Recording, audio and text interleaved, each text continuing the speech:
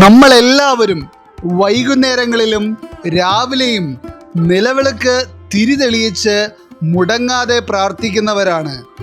എന്നാൽ ഇപ്രകാരം തിരിതെളിയിച്ച് പ്രാർത്ഥിച്ചതിനു ശേഷം ബാക്കി വരുന്ന കരിന്തിരിക്ക് ആരും തന്നെ അത്ര പ്രാധാന്യം കൽപ്പിക്കാറില്ല.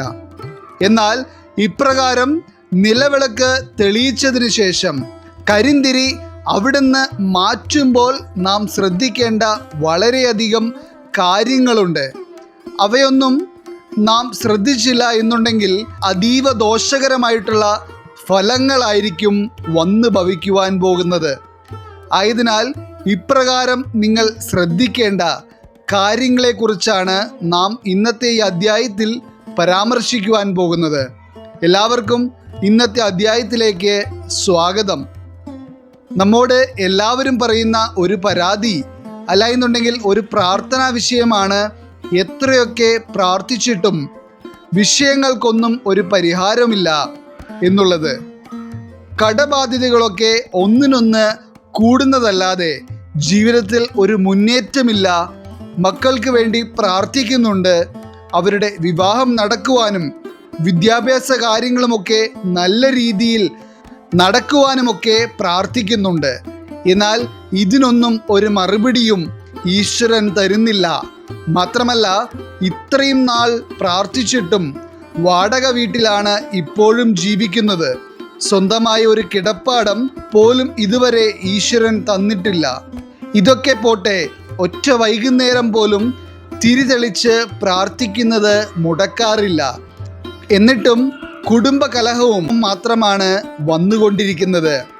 ഇത്തരത്തിൽ നമ്മോട് പരാതി പറയാത്തവർ വളരെ കുറവാണ്.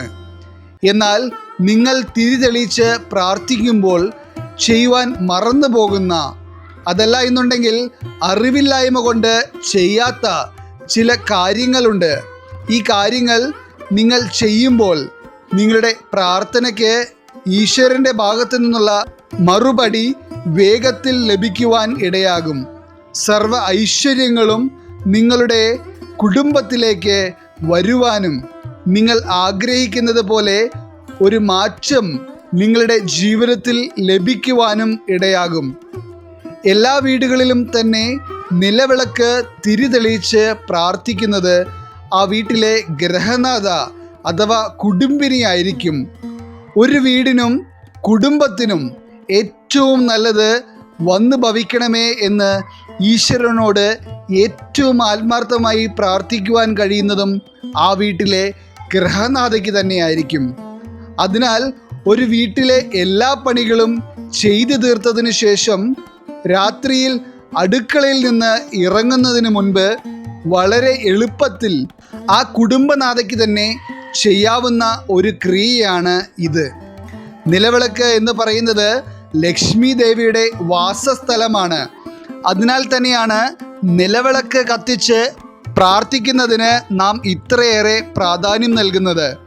ലക്ഷ്മി ദേവിയുടെ കടാക്ഷവും ലക്ഷ്മി ദേവി വസിക്കുന്നതുമായ വീടുകളിലായിരിക്കും ഏറ്റവും കൂടുതൽ ഐശ്വര്യവും സമ്പൽ സമൃദ്ധിയുമൊക്കെ വന്നു നിറയുന്നത്.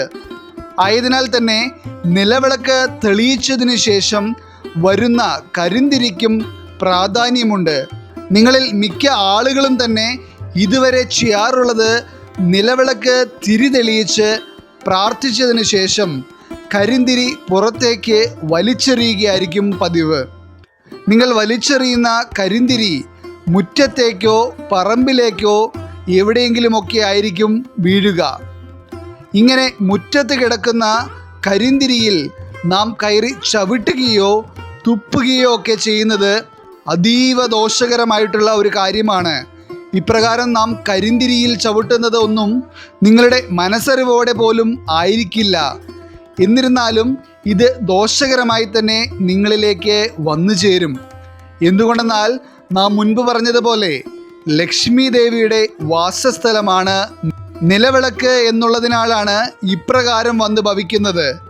അടുത്തതായി ഇതിന് ഒരു പരിഹാരമായി നിങ്ങൾ ചെയ്യേണ്ട കർമ്മത്തെ പറ്റിയാണ് നാം ഇനി പരാമർശിക്കുവാൻ പോകുന്നത്.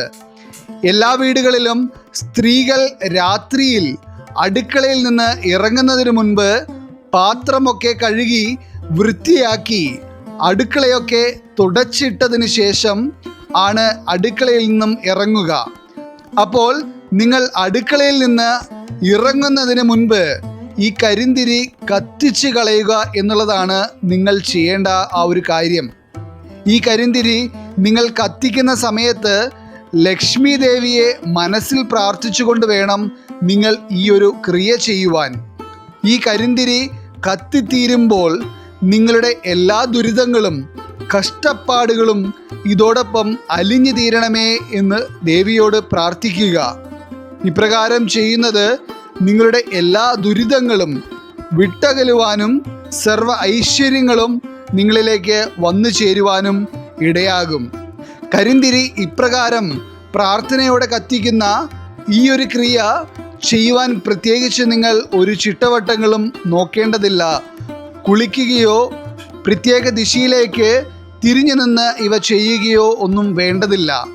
ഈ ഒരു കാര്യം നിങ്ങളുടെ ജീവിതത്തിൽ എല്ലാ ദിവസവും മുടങ്ങാതെ ചെയ്യുക. ഇപ്രകാരം നിങ്ങളൊരു 7 ദിവസം ചെയ്തു കഴിയുമ്പോൾ തന്നെ ചെറിയ രീതിയിലുള്ള മാറ്റങ്ങൾ നിങ്ങളുടെ ജീവിതത്തിൽ വന്നു തുടങ്ങും.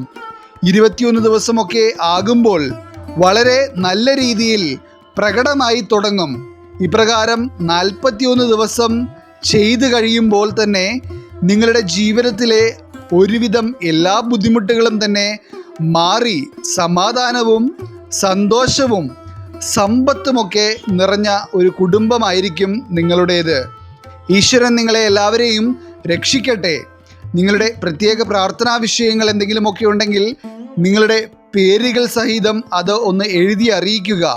നാം നമ്മളുടെ പ്രാർത്ഥനകളിലും പൂജകളിലുമൊക്കെ ഉൾപ്പെടുത്തുന്നതായിരിക്കും. എല്ലാവർക്കും നന്ദി, നമസ്കാരം.